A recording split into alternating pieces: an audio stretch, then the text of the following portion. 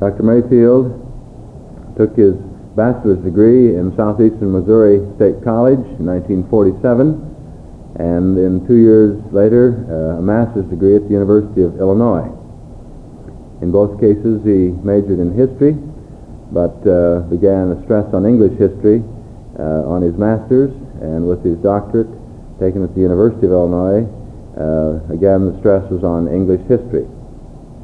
And so our stress here in this particular period, 1688, most appropriate. Dr. Mayfield has taught in other schools, Nebraska State Teachers College at Peru, Nebraska, 49 to 53. At the University of Illinois, he was an instructor in 2 different periods while working on his degrees, and came here to Ball State in 1955. Been here now. This is an anniversary year, I think, for you, some 10 years time on our campus. He also has had experience as a public school teacher, member of various honorary societies and the Masonic Lodge. One thing that brought Dr. Mayfield's attention to me when I first arrived, I'm a newcomer on this campus. I suppose I won't be able to say this too much longer. This was the beginning of the 3rd year, but when I first came here, I was shown some work Dr. Mayfield was doing on an earlier period of history. He was designing a programmed learning text, and I was going to glance at it and be able to at least say I saw it, and I found a certain fascination here. I got on page 1. I wanted to know if I could get the answers, and this led me to page 2, and so on and so on. I became convinced that program learning has some real assets. It captured my imagination at that time.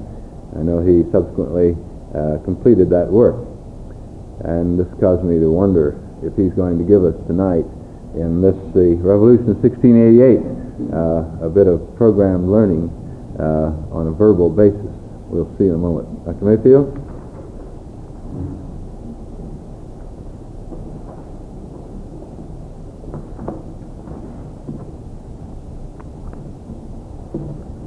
When James, Duke of York, became James II of England, he was in possession of tremendous royal power due to the remarkable political sagacity of his brother and predecessor, Charles II.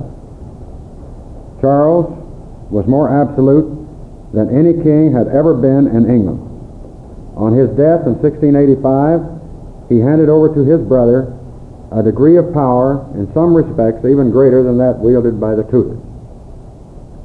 He was able to control the appointment of the town corporations and the justices of the peace, and could virtually name the members of the House of Commons. There was a possibility that absolutism, so much the fashion in Europe, would be permanently established in England. Yet, within a few short years, James II had fled the country, and the constitutional changes that eventually led to democratic government were being instituted. Why did this remarkable change take place? My favorite authors in English history, Seller and Yeatman, in their memorable history, 1066 and all that, say that although a good man, James II was a bad king and behaved in such an irritating way that by the end of his reign, the people had all gone mad. James must have felt that this was the case, for he seems to have failed utterly to understand the temper and ideals of his Tory supporters. And thus his attempts at absolutism became a matter of Protestantism versus Catholicism as a state religion. In spite of his acknowledged ability as a naval administrator, James had never been popular in England.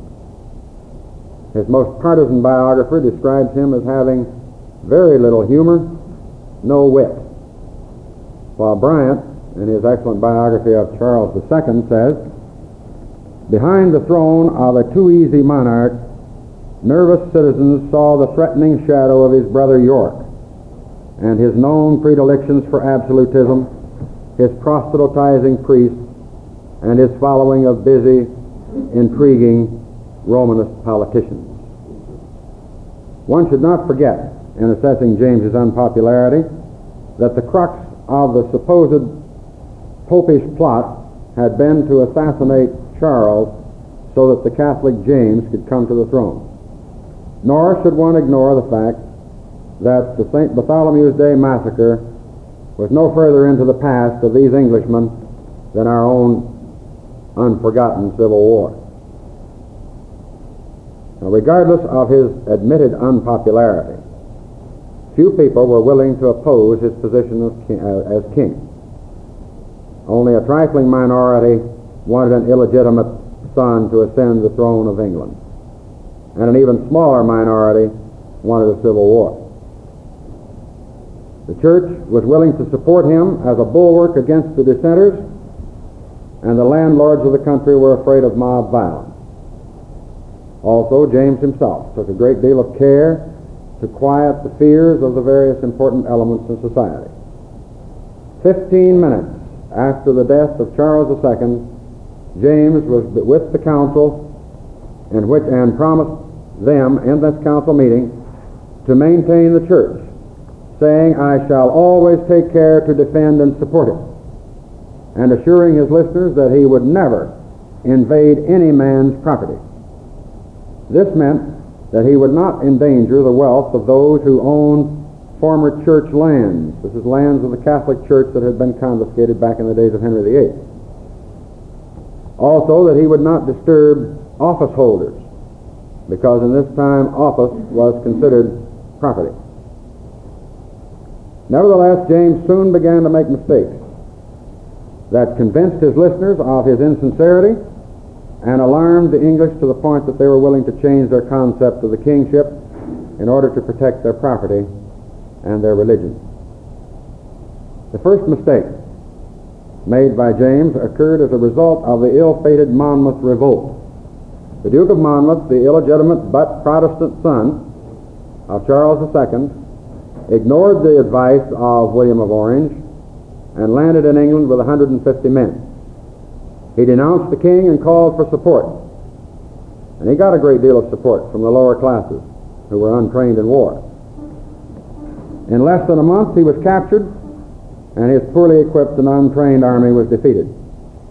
The defeat was followed by Judge Jeffreys on the Western Circuit in this well-named Bloody Assize. Jeffreys was so brutal that he created a lasting resentment in England. He sent 150 men to the gallows and transported 800 as slaves to the colonies, to the West Indies. And many of these were granted as gifts to favorites of the king. If James had not overdone the punishment, it's likely that Monmouth's rebellion would have contributed nothing to the development of a revolution. But when he followed Kirk's lambs with Jeffreys' Bloody Assize, and both with the violation of the spirit and the letter of the Constitution, invasion of the church, and overt disregard for his oaths, men felt that here was a tyrant. James created further distrust of his intentions with his new army. Using the poor showing of the militia in the Monmouth Rebellion as an excuse, he asked for funds to maintain a strong standing army. He even proposed to admit Catholics into the officer corps. The memory of Oliver and his major generals was still vivid, and the revocation of the Edict of Nantes was but a month old. The redcoats as saints had been bad. Redcoats as papists would doubtlessly be worse. In the famous case of Sir Edward Hales, the court held that the king was within his power in dispensing with the Test Act to allow a Catholic the privilege of holding a commission in the army. Then, when he concentrated 16,000 troops on Hounslow Heath, he gave the impression that he was trying to overawe the city of London. As if this were not alarming enough, James began to dismiss Protestant officers and soldiers in the army in Ireland and to send Irish Catholic recruits over to England. Fortescue refers to the new commander of the Irish forces, who was later Lord Lieutenant of Ireland, as Lying Dick Talbot, a degenerate Irishman.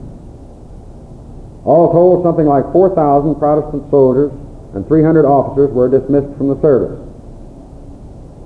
and incidentally went into the service of William of Orange in Holland.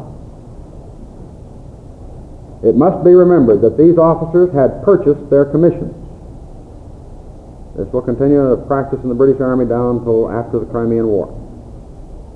They had purchased their commissions so that the dismissal involved depriving them of their property.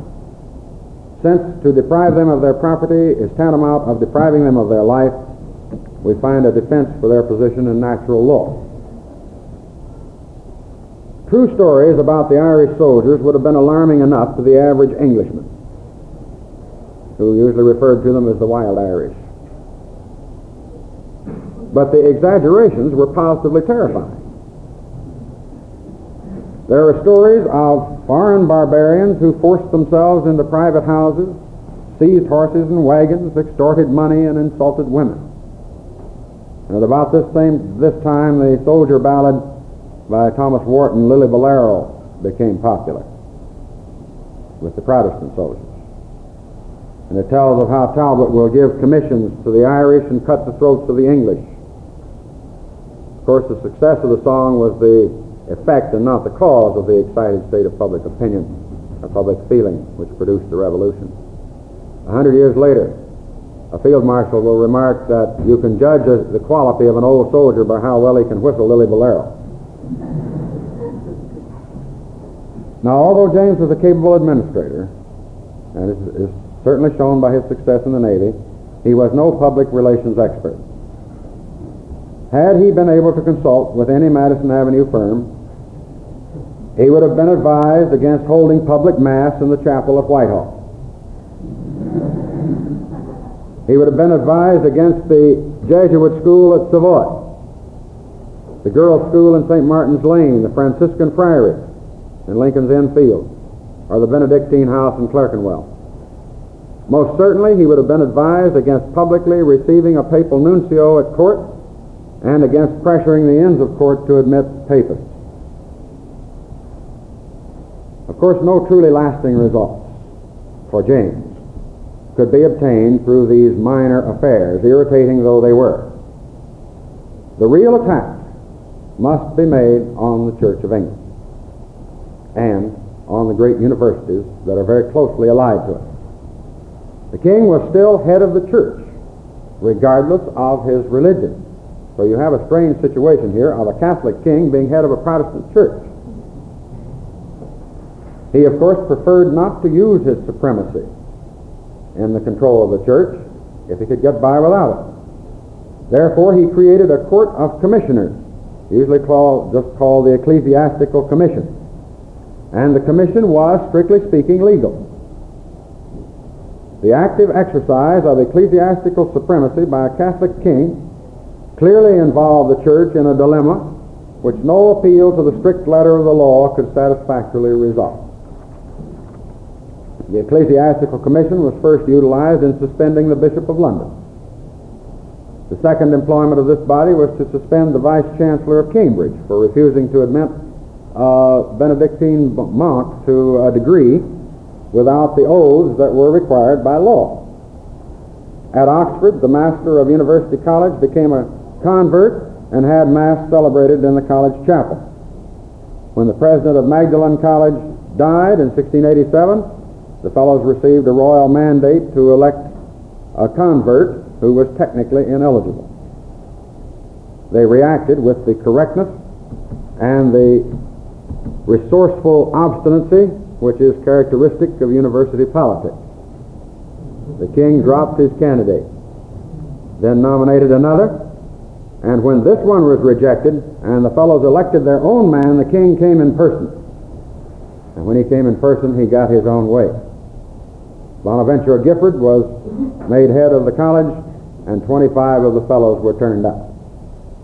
Magdalen became then for a few months almost entirely Roman Catholic. All of these appointments, as well as those in the government, were made through the power of the crown to dispense with the law in specific cases. And it was difficult even for the most ardent opponents of James to deny him the dispensing power, although its limits had never been very certain. The king from a very early time had taken the power to dispense with the law. Such a power, of course, is very closely related to the power to pardon, which we give our governor and the president. That is, the king prosecutes violations under the law. The king profits from the fines levied in the courts. If the king fails to prosecute, his income is the only sufferer. Therefore, the king has the right not to prosecute if he chooses. However, a dispensation deals with something that is to be done in the future, while a pardon deals with something that has already happened, a violation done in the past. So he is giving permission then to violate the law. Just or unjust, it is still a law. Now, the difference between the use of dispensations under James II and the other kings of England seems to have been that James used them with the settled purpose of practically annulling the statutes which excluded Catholics from office. In this, the courts maintained him, and doubtless his success with dispensations set him on the project of suspending laws in a direct fashion. The difference lies in that a dispensation applies to an individual, while suspension applies to all men. All men are free from control of the law if the law is suspended. Following this practical development, James made his most serious error of judgment. He attacked the power of the Anglican Church directly. He issued two declarations of indulgence. They were alike in purpose as well as substance. James hoped that by granting religious freedom to all, he would be able to join the non-conforming Protestants with the Catholics against the Anglicans. He suspended the penal laws in ecclesiastical matters. He suspended the obligation to take the test and the oath of supremacy, and suspended all restraints on the liberty of worship. The second declaration, however, stated by order in council that the declaration was to be distributed by the bishops and publicly read by their clergy during church service. If the bishops refuse, they are in violation of an order in council.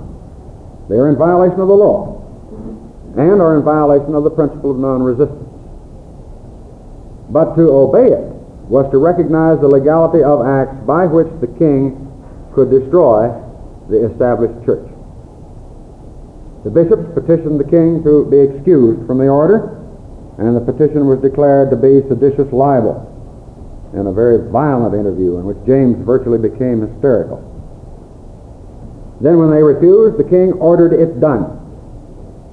The declaration was read in only 7 churches in the whole of London. Now, the king is in a position where to retreat would be ignominious, to advance might well lead to revolution. He ordered the prosecution of the bishops, thus making them national heroes. The bishops refused to post bail and had to be imprisoned in the Tower until they could be tried. And John Evelyn describes the scene. The concern of the people for them was wonderful. Infinite crowds on their knees, begging their blessing and praying for them as they passed out of the barge along the Tower wharf. A similar scene took place when they were acquitted, with the addition of bell ringing and bonfires, all of which, according to Evelyn, was taken very ill at court. There was a popular ballad during this time, while the bishops were on trial, that ran, "And shall Trelawney die, and shall Trelawney die, then 30,000 Cornish boys will know the reason why." And there are about 50 different variations of this, depending on where you lived and what kind of work you did. One of them ran, 30,000 men underground will know the reason why, for the miners, and that sort of thing. Now, much of the opposition to James came from those who had lost public office, or who might lose it, or from those who considered their landed property in danger. Still, this extension of the prerogative that James insisted upon made it possible for them to oppose him not on the base material grounds, but on a high plane, the most popular possible argument The fight was put then on the ground of opposition to despotism. And regardless of their motives, this is where they chose to fight. Now, if you fight on this basis, then victory will lead to the destruction of royal absolutism. Again, regardless of your motives in fighting. Actually, I think the bishop's case would not have been fatal to the king's cause had an heir not been born. Most people were willing to oppose the king and just try to hold their ground until he died, because he had two Protestant daughters to succeed, Mary the eldest and Anne the next. But the birth of a son meant a permanent Catholic line. This male heir would be educated as a Catholic and surrounded by Catholic officials. Again, I think John Evelyn was guilty of the understatement of the year when he wrote in his diary, June 10, 1688, "A young prince born, which will cause dispute." It did. Immediately after the birth of the prince, rumors began to fly around London that the child had not been born to the Queen, that it had been brought into the chamber in a warming pan. This is the famous warming pan baby. Actually, this child had been born before witnesses, as was proper, but they were not the sort of witnesses that were trusted by the people of England. Sunderland, the conniving Catholic minister, was present. The leading Protestant in the country, the Earl of Clarendon, was not present, and he lived less than 200 yards from the Queen's chamber. The king's younger daughter Anne was not present, nor was the Dutch ambassador, who was the proper representative of the elder daughter Mary. The archbishop was unable to attend because he was in the tower. James, for some reason, bungled this deal very badly. He called a council meeting to hear testimony as to the true birth of the child, to try to squelch the rumors. At this council meeting, the Archbishop, Halifax, the Earl of Clarendon, the Earl of Nottingham, all refused to sit at the table among papists. This is a quote. And they told James that whatever was done while such sat amongst them was unlawful. So they wouldn't listen to his evidence. Since James now had a male heir, his opponents felt a particular urgency in their cause. James was already preparing to pack a new parliament with his supporters. Therefore, on the day of the bishop's acquittal, 7 peers invited James's nephew and son-in-law, the grandson of Charles I, William of Orange, to intervene against the king. The invitation, without which William refused to move, was delivered by former Vice Admiral Arthur Herbert, former Vice Admiral, who had been dismissed because he was a Protestant and replaced with a Catholic. The 7 signers combined political experience, popularity, wealth, and territorial influence. In addition, there were others who could not sign, but who combined influence and sympathy. Among these, Lord Churchill, James's most capable military commander. Now, these men are not the common garden variety revolutionaries. They're cautious, responsible individuals who deplored the actions and disliked the person of James II. Still, they held the crown in very high esteem. They had delayed their action this long because they understood full well that the remedy might be worse than the disease. James suddenly became fearful and began to make concessions. The suspension of the Bishop of London was removed. The city was given back its ancient charter, and a general pardon was proclaimed. He even removed some of the Popish Lords Lieutenant and restored the fellows at Magdalen College. Finally, he abolished the hated Ecclesiastical Commission. However, the matter had gone too far. The invitation had been sent. William was making his preparations, and it was obvious that his concessions were inspired by fear. and would be withdrawn the moment the pressure was gone. Now, a question that comes immediately to mind, it seems to me, is why didn't Louis XIV intervene or prevent the Dutch invasion? After all, Louis XIV was the leading Catholic monarch in Europe and was a principal supporter of James. When the situation is examined, one finds that Louis had nothing with which to oppose William but bluff. His fleet was at Toulon, being refitted, and would not be ready for sea duty for at least a year. Also, he was committed to a war in Germany. And the moment that the French moved against Philipsburg on the Upper Rhine, the Dutch felt free to launch their venture against England. On Thursday, the 11th of November, the Dutch fleet sailed, and on Saturday morning, watchers on the French and English coast saw the fleet running before a fresh easterly wind through the Straits of Dover into the Channel. William's fleet consisted of 200 troop transports escorted by 49 warships. James could oppose him with 32 ships. These, however, did not necessarily constitute a hostile fleet. There had been a near mutiny a few days previous because of the introduction of Catholic chaplains into the Navy. Also, a number of the officers, the Protestant officers, were in communication with William. Still, it was very important to William that he avoid a conflict with the British fleet, because one broadside might make the English sailors forget their religion and their politics and the interests of Europe and remember how much they hated the Dutch. And they had hated them for a long time. Fortunately, the same wind that blew the Dutch fleet through toward the west country prevented the English fleet from sailing out of a rather badly chosen anchorage. Then the wind changed, the English moved out to sea, and were immediately becalmed for 2 days in sight of land. Then the wind came again. They were able to move again, and this time a strong southwesterly gale forced them to take shelter in Portsmouth Harbor. For generations now, Englishmen and historians have talked about the Protestant wind. And this was known as the Protestant wind.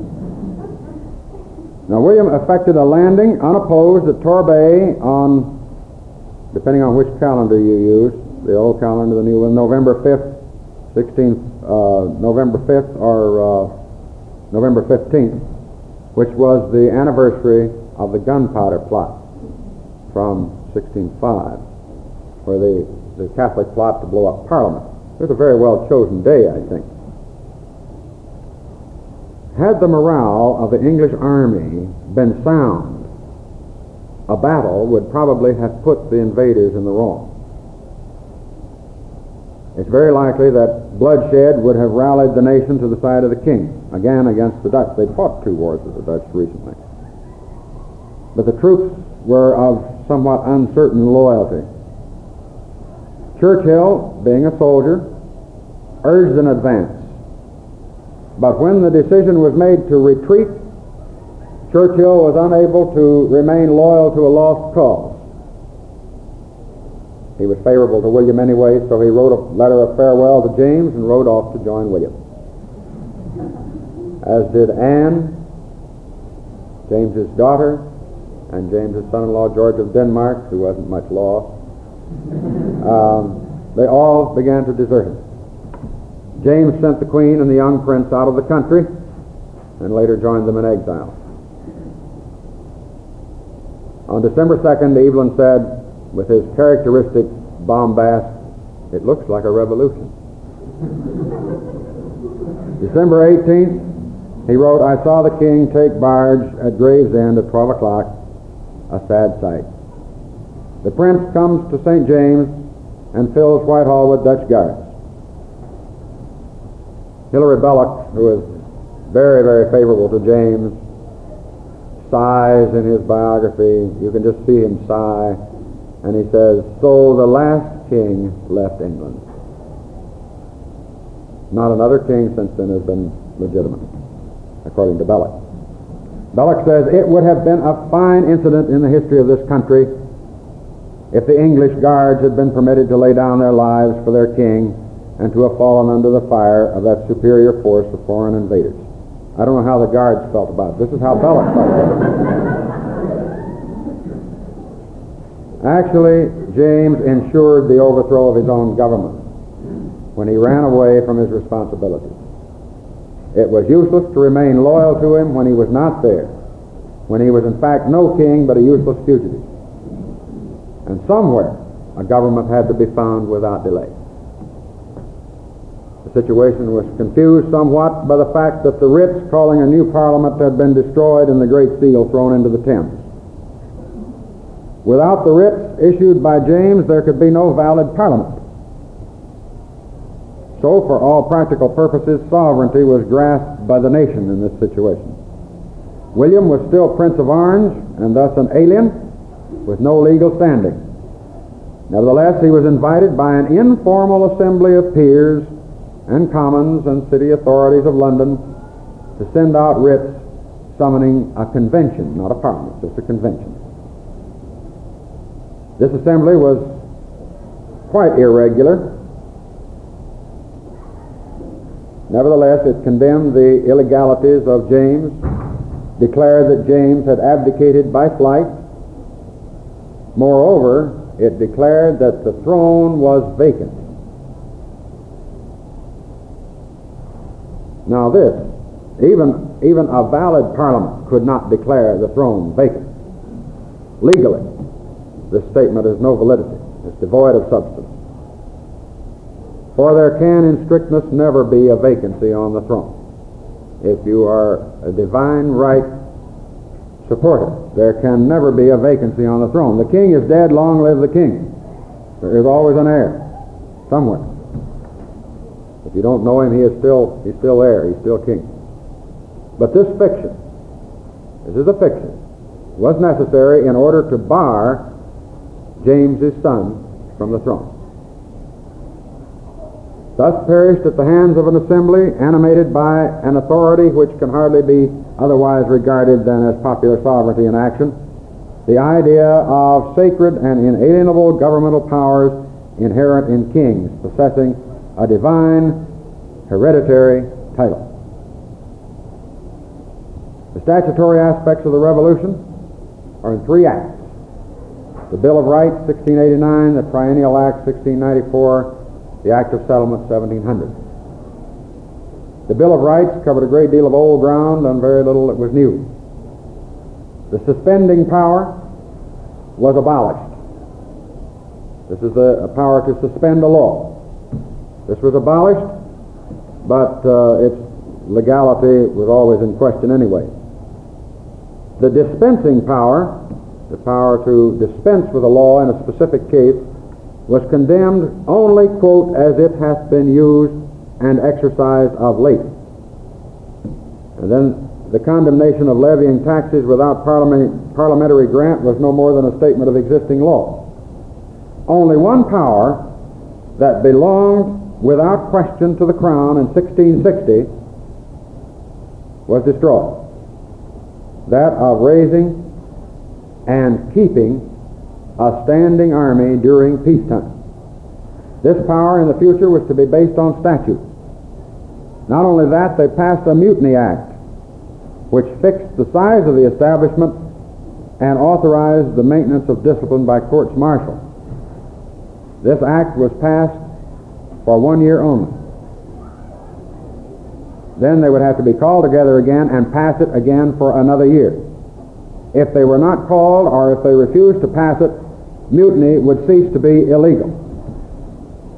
And you can imagine what the privates would do to the officers if mutiny was not illegal. The least they'd do is go home. By refusing to reenact this bill each year, then, Parliament could dissipate any army that might exist. It also forced the calling of Parliament every year. Then the Triennial Act required the king to summon a parliament at least every 3 years. Actually, annual sessions had already begun. I think much more important was the limitation of the prerogative, which required the king to call new elections every 3 years. In the past, if the king could get a good parliament, one that would do as he wanted, he could just keep it for as long as he wanted. He was not forced to call new elections. Now he must call them every 3 years. Today, it's with every 5 years. The most far-reaching of the 3 acts was the Act of Settlement. This act, among other things, provided that judges should hold office for good behavior.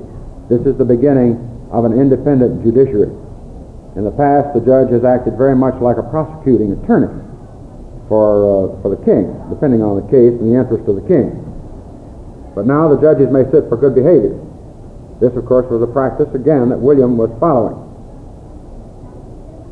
The most direct and the most popular limitation placed on the crown at this time was that which barred any Roman Catholic or person married to a Roman Catholic from accepting the crown of England. One writer says, "These do not seem to be great changes in the British system. Indeed, the Glorious Revolution exhibits none of the complexities of the Revolution of 1643 or the French Revolution. It is not a revolution, as the word is used today. The revolution then means nothing more than that the English rejected a specific man as unfit to rule and got themselves a king who pleased them better." This does not take into consideration the most important change in the relationship of Parliament and the king. When one examines the long periods during Charles II's reign, during which there were no meetings of Parliament, there is no evidence that the people missed that body. Bryant says it was only when the nation was in trouble that Parliament was ardently desired, since its chief power seems to have been in holding back the extra money that a king might need for a new project. Thus, Parliament could prevent others from misgoverning. In other words, they acted as a buffer between the people and the executive. However, in 1688, Parliament took the ultimate power over the crown by withdrawing it from one man and granting it to another. This is the ultimate power, the power to grant the crown. And regardless of how they hid this thing in fictions, this is what they did. From this time on, the government of England is to be less the king and more the king in Parliament. In the old coronation oath, the king had promised to abide by the laws in operation at the time of his accession. In the new oath, he agreed to abide by these laws, and in addition to those Parliament might pass. The only authority that this Parliament could justly claim, the only legal authority, was that from the nation. It's bound to be popular sovereignty. However, I think one of the most effective justifications for the 17th century of this revolution was made by Bishop William Lloyd. This is a 17th century justification. In essence, Lloyd said that God had brought about the revolution. I don't know whether God said it to Lloyd or not, but James was an evil king. He had misused his trust. Still, he is accountable only to God. Therefore, it was God who removed him. God had raised William of Orange as his avenger and had removed James. Now, this is not given a great deal of credence by modern historians, but one needs to remember that for practical purposes, it was necessary in the 17th century for many people to continue to believe in divine right. If the Anglican was forced to believe that the Revolution destroyed divine right and divine right theory, he would have to admit then that when James II left England, he took godly rule with him. Now, I have not talked about John Locke. for several reasons. One is that Locke is worth a couple of lectures all by himself. Another, that although Locke justified this revolution, he was writing prior to the revolution, he published after the revolution, 1690, an excellent justification of the revolution.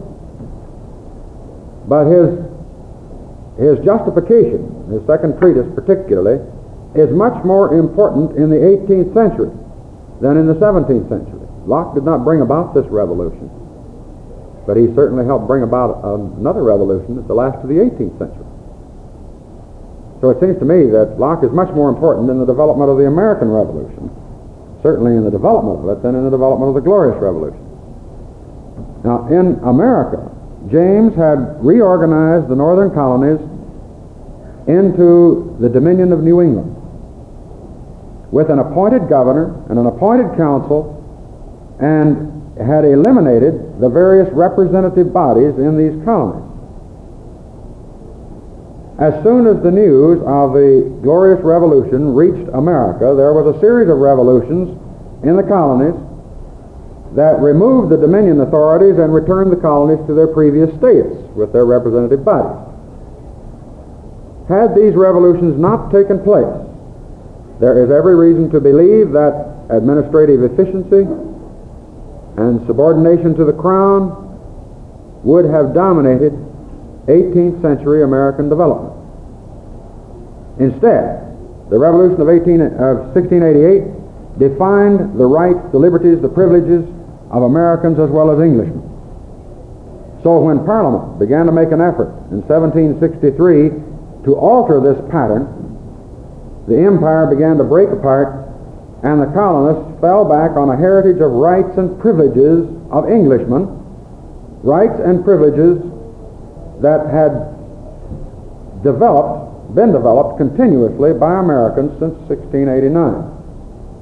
But this, of course, involved another revolution, perhaps a greater revolution, which is the subject of the next lecture in this series, so tune in for the next exciting episode.